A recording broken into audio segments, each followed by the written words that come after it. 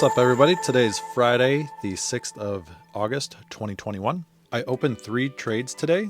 All 3 of them were weeklies for next week, and I sold the vertical put in Tesla, the 670, 660 strikes. I sold a put in TDOC, the 149 put, and I sold the 26 put in Plug. All of these expire next week in 7 days. And for Tesla, I collected $1.05, $2.90 for TDOC, and 75 cents for Plug. And Plug and TDOC were more aggressive. They were essentially at the money strikes that I went with. Plug here had a 40 delta, TDOC had the 47, and then Tesla was kind of more of my standard out of the money vertical spread, which is somewhere around the 15 to 20 delta as your short strike. And sure enough, this was at the 18 and 14 deltas.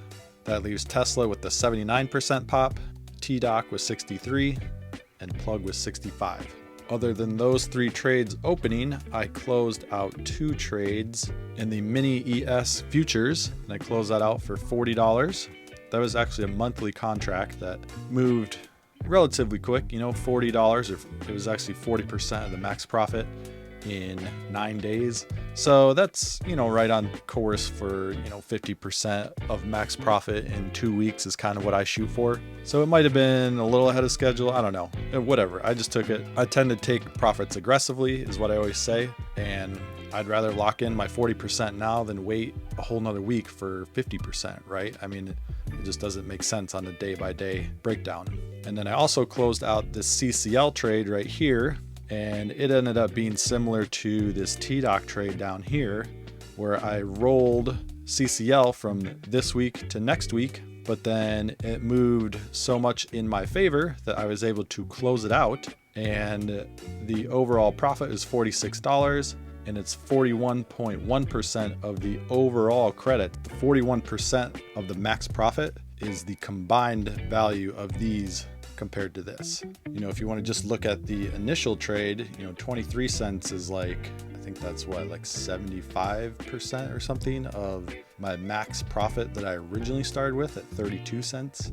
Then also with CCL here, you can see why I like to roll and why I get into these positions in the first place. I don't mind rolling these out because when I open the trade, I am, for more or less, very confident that this trade will play out in my favor eventually, even if I have to roll, right? And so when I opened CCL, I sold the put and I was confident that eventually it would move higher.